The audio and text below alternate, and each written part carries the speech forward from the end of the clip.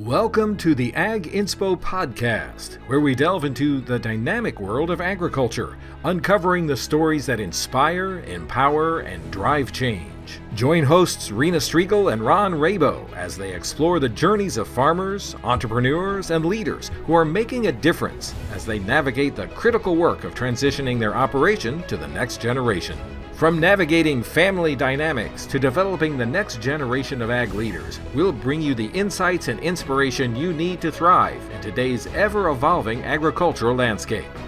So whether you're a seasoned industry veteran or just starting out, get ready to be inspired, informed, and empowered as we learn from best practices and a few colossal failures on the Ag Inspo podcast. Welcome to the Ag Inspo podcast, and Rena and I are here with our very, very good friend today, Andrew McCrea. We're here at Top Producer in Kansas City, and it has been a super awesome week. And here's what's great about this podcast, is that we're all in the room together. And normally, every podcast on Ag Inspo, as you all know as our listeners, that we've done is Rena and I with our guests on the computer. And it's really great that we have all three of us in the same physical location today. It's snowing outside, it's cold, it's beautiful, and Andrew is certainly an inspiration in agriculture and has done a lot of incredible things in the industry, and we've got a lot of really fun things that we're going to talk about today. Rena, I know that you have been busy here running around at Top Producer with the seminars that you've been doing, so maybe just talk about that for a second before we get going, because I couldn't even find you the last 24 hours because you're just all over the place meeting with people and speaking. I was here taking a nap. That's where I was. Yeah, I don't think so. No, this has been an amazing conference. I mean, every single year I feel like, this is my 10th year of coming to this conference. I feel like every single year it just gets more and more power-packed. And so we started out this morning with our brand new Secretary of Agriculture. She was absolutely amazing, very impressive, all the way through to, just all the economic decisions, the leadership development, and of course all the things on agronomy and the new AI stuff and new technology. So this has just been amazing, and we're only on day one. Yeah. And I think one of the things that's really fun about Secretary Rollins is she's an old FFA'er. And so Andrew and I did things on National FFA together, and we were, incidentally, I think I showed you a picture last year of us on a staff for Farmland Youth Leadership Conference. Right. And that was it must have been in 1992. Yes, 92. And then Brooke and I, Secretary Rollins and I, were actually on National FFA's Made for Excellence. She was on there from 92 to 95, and I was on there from 93 and 94. So being able, I think, to pull all that together from FFA and our experience there, and I think it shows the value that program really teaches the youth, because when we talk about building tomorrow's leaders, FFA is right there, and it's always at the top of its game. It has been since we were involved in it, and so it's been really neat to be able to bridge all those old time relationships that, oddly enough, that was 30 plus years ago, which I don't think we're actually that old, but that's okay. That's okay. So, but yeah, once again, like Rena said, this has been an awesome conference. Yeah, it's been amazing. Our farm was honored enough to be a finalist for Top Producer of the Year, actually in 2019. So I can't believe that it's even been that long. But just, I think that the Farm Journal staff and everyone that works in the organization is just absolutely top notch. And so, Andrew, welcome to the Ag Inspo podcast. Thank you. And thanks for taking your time, because you're busy too, just like Rena. You've got to kind of chase you around everywhere too, because you have a lot going on. So I think to start with, maybe you could tell our audience a little bit about your background. Obviously, you have a very strong background in generational agriculture and production agriculture, and then through your leadership roles that you've had in the industry and whatnot, and maybe just kind of give us a little bit of an overview about what that looks like. Sure. Well, I farm just north of here, so we're in Kansas City now, so about an hour and 15 minutes north of the city here. fifth generation on the farm, corn, soybeans, stocker cattle. But have been interested in broadcasting really since I was at the University of Missouri, and still in broadcasting today. So I actually work for Farm Journal, so that's part of the reason I've been busy around here doing some interviews for some of my own broadcasts, but also just helping out with different workshops and sessions and MC work and so forth. And then speak a good amount on the road on a variety of topics, usually dealing with agriculture and rural America in general. Still tied to FFA and have kids in FFA. You have kids in FFA, so now it's the next generation that I'm living through the FFA. You have a son that is a regional president, correct, in Minnesota? That's right. Just elected a regional president in Minnesota. So we have had a transition. Well, about the time that you were a finalist for top producer, our daughter is a figure skater, and in order very to get talented one, I might add. So to get more training, we, I guess you'd say, temporarily relocated to southern Minnesota and can get into the Twin Cities, so she skates on teams there, and it's 4.5 hours from the Missouri farm. So still managing that. I've done some things with labor to get us through, with the idea that once we get through school there, we'll be probably back on the farm in Missouri more full time. So. Yeah. Wow. Now, was she ever involved in FFA? Oh yeah, and she's she's an FFA member now. She is now. Okay. Yeah, and she's younger than my son, so she's involved in the FFA chapter. But skating takes up a lot of time, so she is as involved as she can be. But she was a state finalist for Creed and competed in Prepared this year. So so she's doing her thing too. Well, and in our conversation before we went on air here, that your son has aspirations to run for state office. My son's a state officer in Wyoming this year, so it's neat to be able to have children that have really, immersed themselves in a program that did so much for us, and that to be able to see them carry that on is, I think it's a pretty special thing. It is, and I've enjoyed it, and I'm sure you're probably this way. I really never said much to him about, I told him, hey, FFA would be a great opportunity, I think you'd enjoy it, and I have just, hey, I don't want to really be much more involved in that, not because I'm not supportive, but I want them to do their thing. Find their own path. That's right. And so he's enjoying what he's doing, and he has a great advisor, so that's been good, a great chapter, he's enjoying it, so I'm happy. Yeah.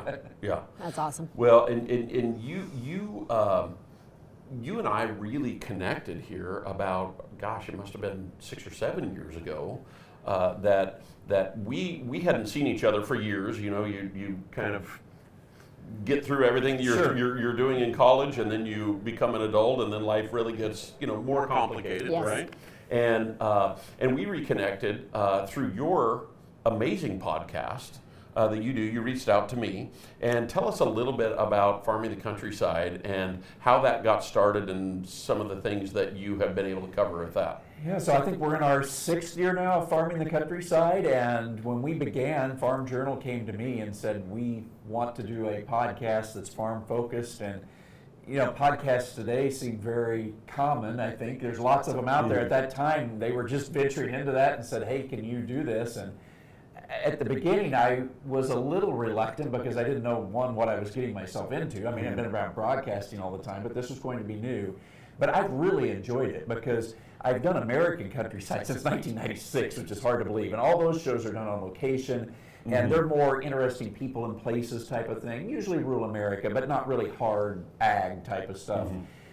But Farming the Countryside has been a great way for me to get to interview people about subjects directly pertaining, usually production agriculture. And because I farm, I really enjoyed that. It's been a great way for me to look at subjects that I'm naturally interested in and go interview folks and do that every weekend now. So and what's interesting is we began that as a podcast, and we began to promote it over the radio. So American Countryside goes to about 125 radio stations. So we were promoting the podcast. About a year or so in, this radio station got a hold of me and said, hey, can we run that podcast on the radio? And I said, well, yeah, but as you know, podcasts usually can go different lengths.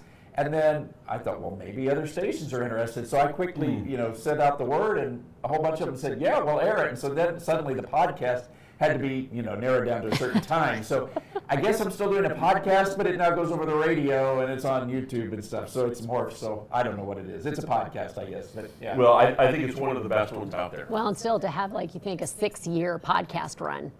Because podcasts are notoriously difficult because you've got to have a guest, you've got to, it's very much about habit and repeat. And So to have one go 6 years, that is very, very impressive. Well, I will tell you, because it now goes over the radio, I have stations that have to have a broadcast every weekend. So now I can't quit, in a sense. I mean, if I quit, then it's all done, because you have somebody counting on you. So that has been good in a way. Not that I was getting lazy. I was doing one every week, but now I have a deadline that it has to be done at this time. Yeah. And I'm thinking ahead about those guests and so forth. And yeah, so it's a great way, Ron, well, both of you have been guests on the Farm in the Countryside show. And so, yeah, it's been just a lot of fun to be able to connect with people that way.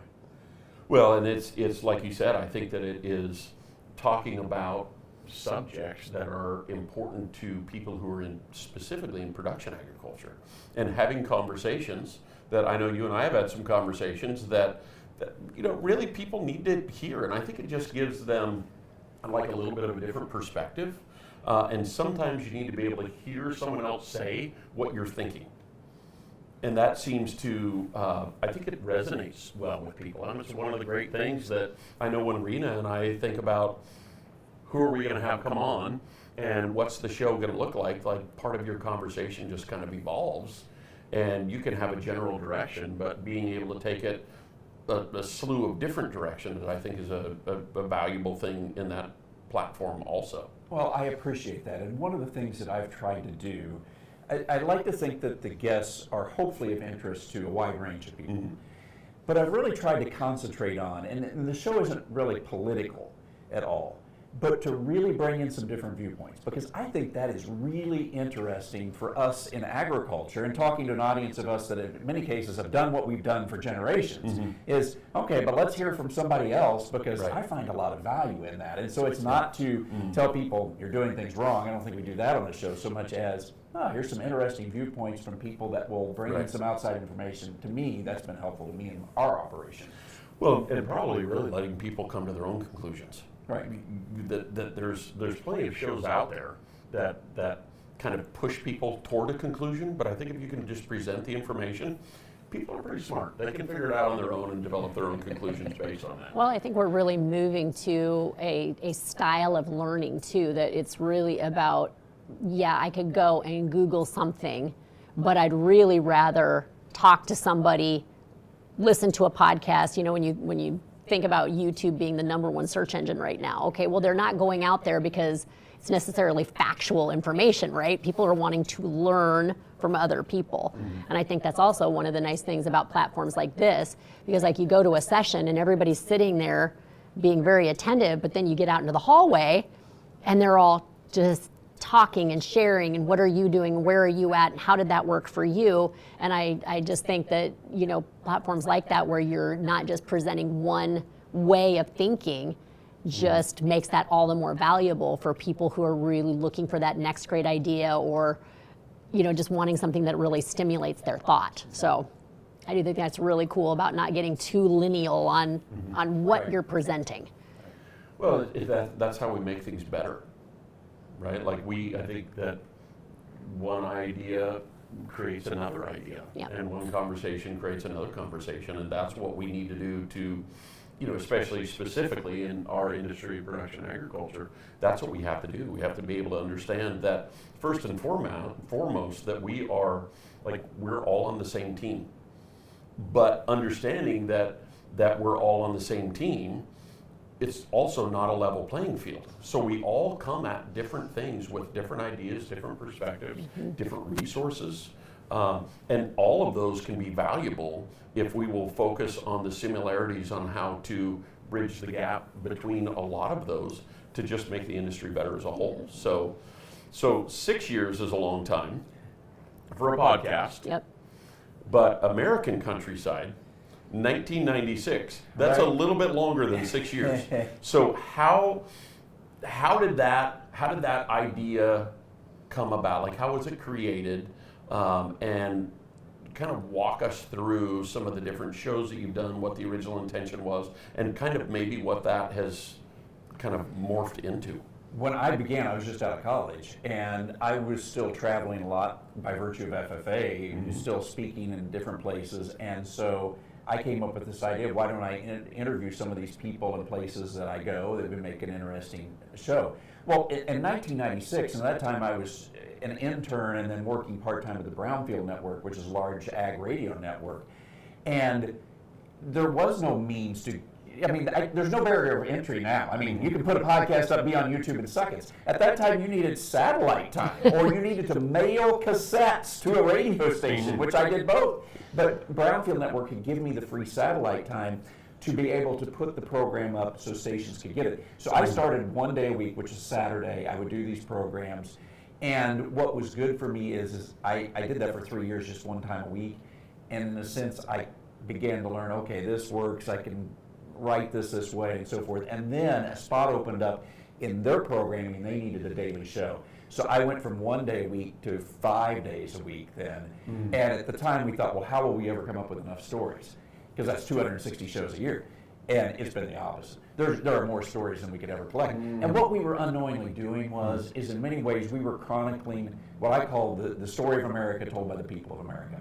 And for the most part, the stories are from more rural, small town America. And every one of them's done on location. And I didn't understand it at the time, but that is fairly unusual because in a world in which communication is so easy, I don't necessarily have to drive to your farm to do the interview. But there is something special when you are in that place and can report from that place, so they can now see that via video. So now we have 28 years of material, and things have evolved. I mean, I started on a cassette tape.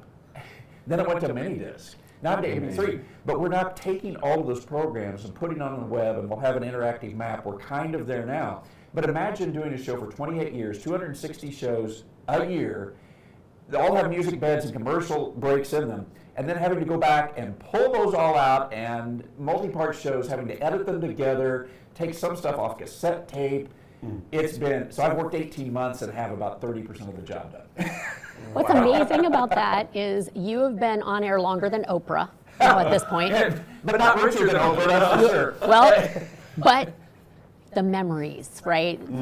But what in all of that time, the one thing that I would love to hear is what has been like, when you interview that many people, because we interview people both in work and kind of through this, doing podcasts, but you kind of start to see things about human nature that just really start to strike you as quite remarkable. And I would love to hear, like in all of those interviews with all of those people, what are some things that when you walk away, you're just like, that just really is cool about people in rural America? Well, I will say this, and it is rural America, but I would say in a sense it's all of America. And when I'm asked to speak, if it's more of a general topic, I will generally say, okay, what have I learned from 20 whatever years of broadcasts and all these interviews? And I will tell them the number one thing that I think sets people apart is how they choose to view life. And I know people are looking for something more profound, but again and again, I find these people that maybe they're in a challenging situation, or maybe it's just average, ordinary, life, but they chose to view it in a way that I can make a difference, even in the most challenging times. I mean, I was just editing an old show the other day from one of the Iran hostages from 1979. Oh, wow. And I'm listening to that, and I'm still thinking, but here was this guy who chose to mentally, as he's held captive and can't talk, he said, I was remembering the smell of my mom's pancakes, and I would eat the pancakes each morning, and then I would go out for a sleigh ride. He had chose to be positive in the midst of it. And that just comes to time and time again. I mean, that's an extreme example, but it may just be a person in a little town, and we were talking about Chugwater, Wyoming, the mayor of Chugwater, about, hey, he looks at things in a positive way. What can I do in a little town of 150? Again and again, that seems to come up. Amazing. Yeah, that's pretty fascinating because it is perspective. I mean, I always tell my kids, you're in charge of three things: your thoughts, your words, your actions. But the problem with that is so is everyone else. But really, I mean, essentially that our life is kind of what we choose to make it. There are things that happen to us, but it's how we choose to react to those circumstances. And we've all found ourselves in unfavorable circumstances. But how are we going to view that? And how are we going to handle it? Even though we might be offered something that is more challenging than we could ever imagine, and that we could ever, like we would never choose that. But because it's here, how do we choose to deal with it? And to me, that is it's very insightful that after, because how many shows have you done? Well, it would be about 27 times 260, whatever that math is. So it's a huge number, right? It's a huge number. And to say, look, that with everything you've done, and all the people you've looked at, and all the circumstances that people have found themselves in, it's that one thing. There's a lot of power there. Yeah, I go back and listen to those, and it just pops up time and time again. And it could be folks that served in World War II. They were Holocaust survivors. So you've got that extreme example on that end of people really dealing with super challenging things in life, all the way over to a person who just decided to do something interesting or fun. I think about the Enchanted Highway in North Dakota. We did that for TV last year.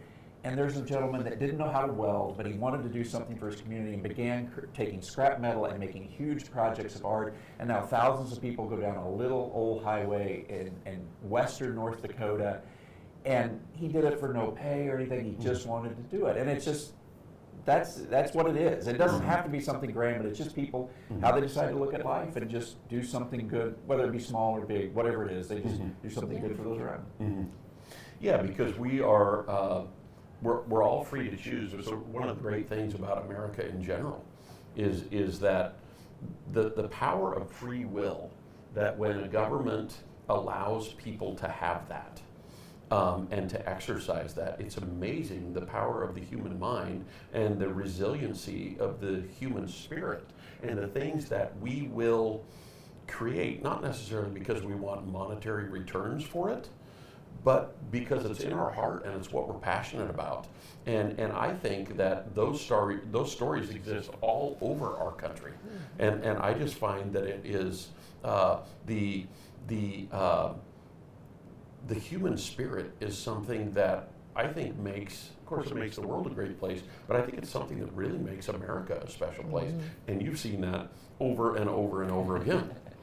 Yeah, so you end up meeting a lot of people, and hopefully the message hits home to me after you do it so many times. And my new goal, I don't think I've shared this with you, is to visit every county in the United States. Wow. Oh. Because that's a big one. Goodness. I think, but I've traveled enough with this show. I mean, we've done broadcasts from all 50 states many times over, but now it was plotting that out on a map with the idea of, okay, could we go to visit every county in the United States, and then you'd really, I already feel like I kind of know America, but then you'd say, okay, I really know America now, because we visit all these places and we've talked, but we may not have an interview from every county, but at least you've traveled through all of those counties to be able to just say, yeah, this is the story of America, and this is, in a sense, who we are as a much broader population, however you want to define that, all the way from Native Americans who are here from eons before up to today. This is us, this is who we are, and this is who we can be and aspire to be.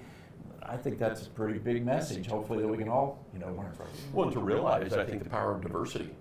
That's one of the many things that also makes our country great, is that the diversity. But I think we've become accustomed to living in a climate where we focus on the differences rather than focusing on those similarities that help bring us together and unite us as a common people that have typically the same values, the same goals, the same aspirations. They whenever I ask people when I speak about what are the three most important things in your life, it's always the same three: faith, family, and friends. It's universal. Like, no one ever says something else. But if we can focus on those commonalities, I think as a country, and realize that differences of opinion and differences of where we live and what we do are important, and we can still embrace all that in a respectful manner. We can have disagreements, which I think are important to help get things done, but we can also do that respectfully, and that's what helps make it all better. And so when you've had those experiences and you've seen so many different places in America, then you have written a book called Small Town Makeover. And Total Town Makeover, I'm sorry. So Total Town Makeover. And tell us what inspired you to come up with that concept and now to speak on it. What began to happen was, I've been doing American Countryside so long, in a sense, we had been chronicling some stories of people in small towns or towns themselves that were doing things that were perhaps novel or good or successful. Well, people began to say, well, how'd that person do that? How'd that town do that? I had never really thought of that being a topic. And so then I began to put more thought into this and said, okay, what can we learn from those towns? I mean, like all of us, my town's important, so I was wanting to do things in my town. But we are a little bit insulated, not because we've done anything wrong, but we know our town, but it's hard for us to know what's going on in other places. So it was basically just sharing information with different towns. And so then speaking on that, but then put that in a book and said, okay, here's some of the common things that towns struggle with, and here's some examples of what towns are doing to meet those challenges. So whether it be the economy and businesses and schools and community and leadership and all these types of things, here we can learn from one another. And that's been fun for me because, in fact, it just happened this last week. Somebody emailed me and said, hey, you told the story about Sumner, Iowa that did a vacant building tour. They went and they did a tour of all the vacant buildings, but they polled the audience, they polled the townspeople and said, what would you like to see in this small town we don't have? They then went into those buildings and staged a bakery, a Mexican restaurant, everything they said. Nice. And then did a tour so people could see what it could be. I didn't do that idea. I just ran into that idea. But it's fun for me then to connect two different people and say, hey, we want to do that. Could we connect with them to learn what they did? And so it may not work in my town, but it could in yours. And so that's how things began, speaking on that topic, but also writing a book on that topic. Do you see, as you've traveled around talking to rural America about the revitalization of their towns, do you find that it sort of lights a fire in other places that may be very economically depressed or maybe have lost a lot of their farm family, like that revitalization that comes when farm families are living and working there? It does. I think that, in fact, we had a workshop here at Top Producer on that this morning. Farming can be a wonderful way of life, but farming can also be a very isolating way of life. I mean, a farm by its nature is usually not next to a big city. Right. And even if it's next to a town, it's usually a very small town.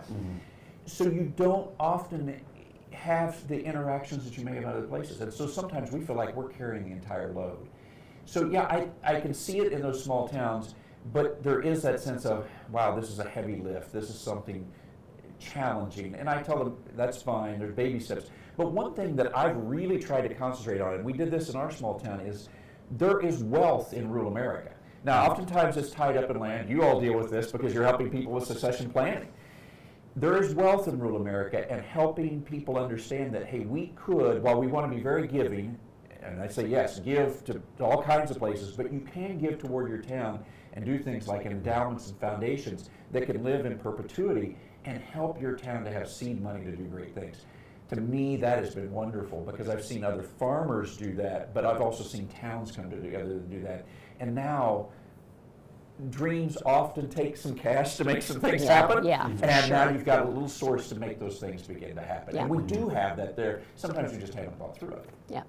That's great, just to give people some ideas about what to do, how to do, give them different levels of complexity to say, hey, if you're starting from a really depressed economic state, here are a few things that might kickstart something, all the way up to maybe finding those larger donors that are sitting there wondering what to do with some of their money. So it's great that you're providing that resource for people.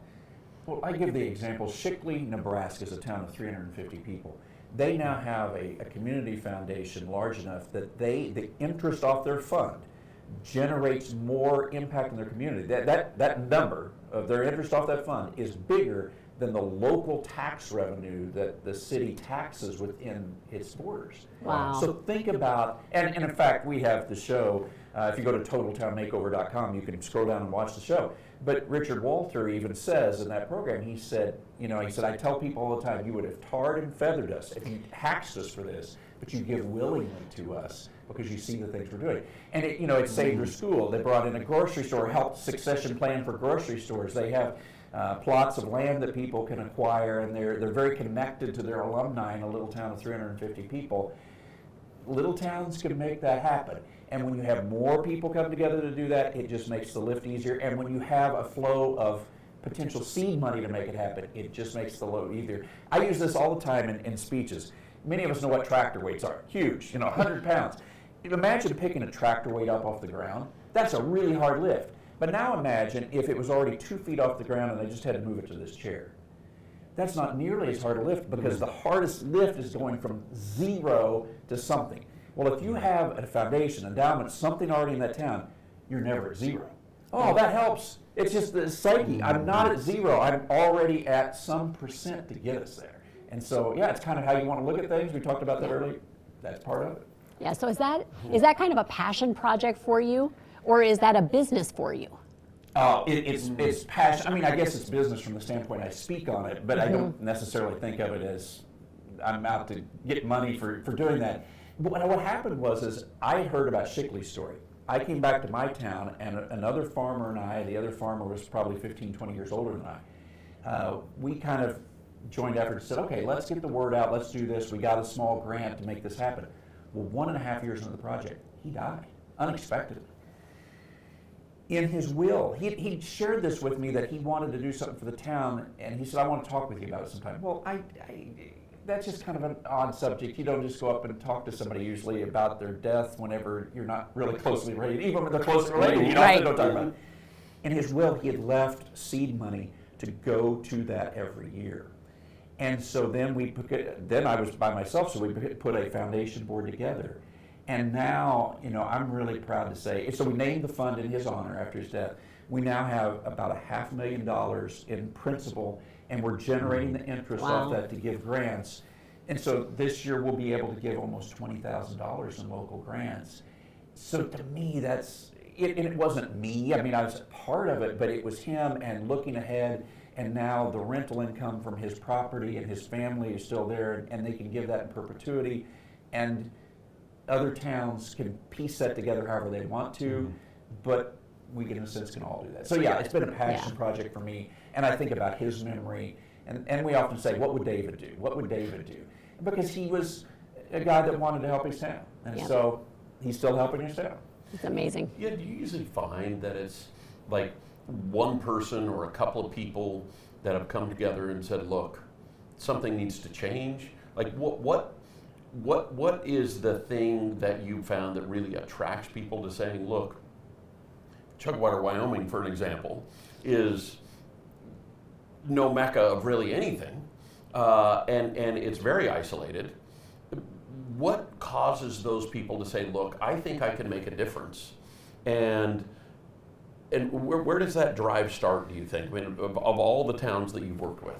It takes a certain type of person that wants to be the one or two that goes out and does that, even in a small town. Because we are often resistant to change, and that's just who we are. It's not necessarily bad, it's just what happens. I tell people, okay, if you want to be the one or two, you're going to have some broad shoulders and be willing to take on stuff, because you'll run into a council or somebody or something that's going to push back against it. If you can pull some more people together, it makes it a lot easier. And I think you have to look at where you're at in life. My experience in interviewing a lot of people is this. The people that are kind of the one person that's going to push through and do this, or two people, are often don't have kids at home. They've gone through that chapter in their life, maybe have built up some wealth and some leadership in the town that they can push through that. That's a hard thing to do when you're 30 and got young kids. Because, I got kids to deal with, and I got to get them through school, and I'm trying to put together my budget and so forth. That can be difficult to do. So I'm not saying that you shouldn't. I just found in general that's who tends to do. Yep. Right. Yeah. Our small town, and I know you visited with a couple of the folks with that we have a small board. It's called the Purple and Gold Legacy Foundation, and so we do one fundraiser event. So really, it was born out of the purpose of a lot of the school programs, particularly, they're selling cookie dough, they're selling discount cards, they're selling magazines, which is what I had to do in high school, right? That's how we went on our class trip. So it's all of these little tiny fundraisers that really create. It's a problem of time, right? Yeah. Like you said, I mean, when you're having kids and you're in your 30s, you have to also do all these fundraisers, but you also have to bring all your kids around. So it was kind of born out of the idea of, look, let's get rid of all these small programs or small fundraisers that we're doing for the programs, and let's just do one. And then if we can create enough money through one, then the program, it's not just for the school, but it's any youth program in the town, can apply for those funds. And so now we've done that, where this year is going to be our 4th one, but we've given away in the first 3 years of existence, and you would never think this in our small town of 1,000 people, that we've given away to youth programs almost $225,000. Well, that's a huge benefit to the youth programs in the school. So now we can say, okay, now we're going to get a little bit more targeted and ask for more specificity, and what are you doing that's different that you can bring to the community besides just meeting your daily or more or less routine type needs. And so I think that is going to create another step up with that. So when you find that folks begin to immerse themselves in community and they try to create positive change, is there a general timeline? I mean, is it? I mean, certainly you have to have a long-term vision with this. This doesn't happen overnight. But what can people expect if they're at home and they're saying, look, we have been thinking about doing something first that's, it's a call to action, like you should do something. But from when you start to when you're going, I mean, is this something that you can pull off in a couple of years? Is it something that it's going to take 100 years to get it done? Generally, what are people looking at? Here's what I would suggest. I would say have 2 tracks, because like an endowment, that can take time. I mean, you talk to the folks at Shickley, 30 years to get up to where you need to be. I mean, even ours now at $500,000, that took over 10 or more. Mm-hmm. So you need the 2 tracks. One is a quicker track where you can do little things immediately. And that can be little stuff, just like sweeping sidewalks, picking up trash, and painting storefronts. And people say, well, that doesn't make a difference. Yeah, it makes a difference. I'll tell you why. Because when I moved to Minnesota and suddenly had neighbors because we lived in town, I laughed. Everybody raked their leaves. I said, I don't rake leaves. I live in the country. I don't rake leaves. Everybody raked their leaves. I looked at my wife and said, we're going to have to rake our leaves, aren't we? I rake my leaves every year. Now, I know people say, oh, yeah, well, if we painted all the buildings, there'd still be one person that never did. You're probably right. But you know what? A bunch of people that never would will. So you need to do little things, because those things can happen, in a sense, immediately, within a year. And so you got little successes. Even our endowment, early on, okay, do little grants you want to show progress. So I'd say 1 track, little things all the time. Mm-hmm. Another track is your bigger dreams, because those take time. Yeah. It's hard to build, in this sense, like an endowment, unless you had a donor that gave $1 million immediately, and that's fairly rare. It's going to take time. So I would say have 2 tracks, but definitely have a track in which we're doing little things. That's awesome advice. But also have these bigger dreams, because if you always did little things, I think you would get burned out and say, but are we really moving the ball? Mm-hmm. But if you only did big things, people say, well, I don't see any movement. You haven't done anything in the community, and it's been 10 years. Oh, you need both. Or we give up because it takes too long to do those big things. Right. I think that's where our foundation is that we've done some of these, it's a significant amount of money, but they've kind of been little things. Like now we can step up the game a little bit, and so great advice. So I always love to say what's next. So we've got a farm, got a podcast, got a show, got a book, got consulting, got speaking. What's next? I would say it's probably still a little bit of all of those things. The kids are now in high school, so what's going to happen? Both kids are interested in the farm. If they want to come back, that's great. If they do or they don't, either way, that's going to probably shape things for me in the future a little bit. I do still love being able to do the broadcasts and things, so I want to continue on with that. And as I mentioned, the big project of taking all of those shows and all that audio and getting that in a way people can access it. I look back now, there are so many people that I've interviewed that they've passed. I mean, it's been 25 years. Mm-hmm. I interviewed a gentleman that was on the Enola Gay when it dropped the first atomic bomb on Hiroshima. And I think, wow. And at the time I thought, okay, this is an interesting interview. Now I look back and think, that's a piece of history that I was able to get and really didn't think about it at the time, but I'd love to be able to share it. So that's part of the project of, okay, that's, I guess if you'd say, what's next? No, it's kind of continuing to do that, to try to be able to get that so people can hear those stories. And even if it's the mayor of Chugwater or Ron Rabou's on there with telling the story about his farm, that I can go and listen to that, but I can also listen to the guy that was in World War II. Yeah. I can click and listen and maybe draw inspiration from those stories. Yeah, that'll be an amazing library. Yeah. Maybe there's a book. Never know. From that, you never know. Coffee table book. Well, you certainly have a gift for broadcasting. And you've always been so gracious to have Rena and I on, and it's always been fun when we've had chats. And I just really admire your content and what you've done. And if people want to find Total Town Makeover, where can they find it?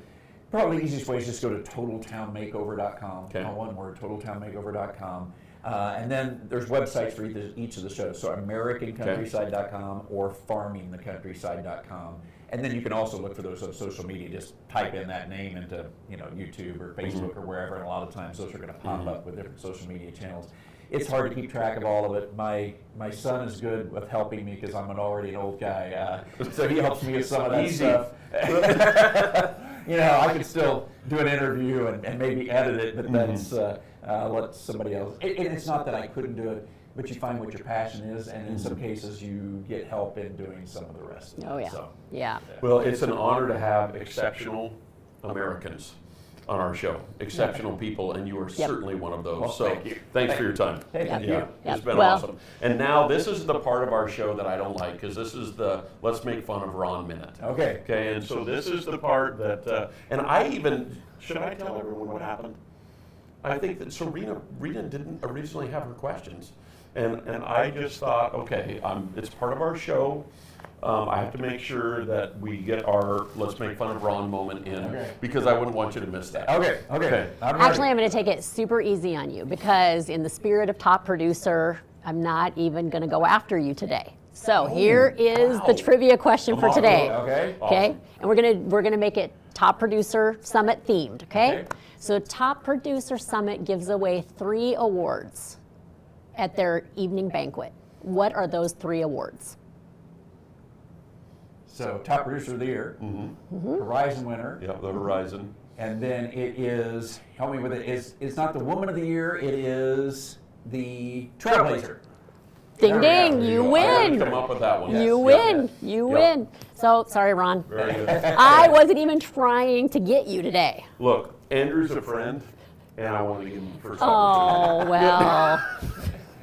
But thank you so much for being on the show. This is amazing, and it's really lovely to learn about a whole other side of your life in terms of what your kids are up to and also just what you're doing for small town America. So thank you for that. Completely inspiring. Yeah. Thank you for all you do. Yep, thank you. Yeah. All right, until next time, join us once again on Ag Inspo, where we interview some of American agriculture's greatest. Have a great week. You've been listening to the Ag Inspo podcast with Ron Rabou and Rena Striegel. Find Ag Inspo on Farm Journal's YouTube channel and anywhere you find your favorite podcasts. For more information about today's guest or the resources referenced today, please see the show notes listed below. Join us next time when we will meet another inspirational leader who has taken those small steps to bring about really big change.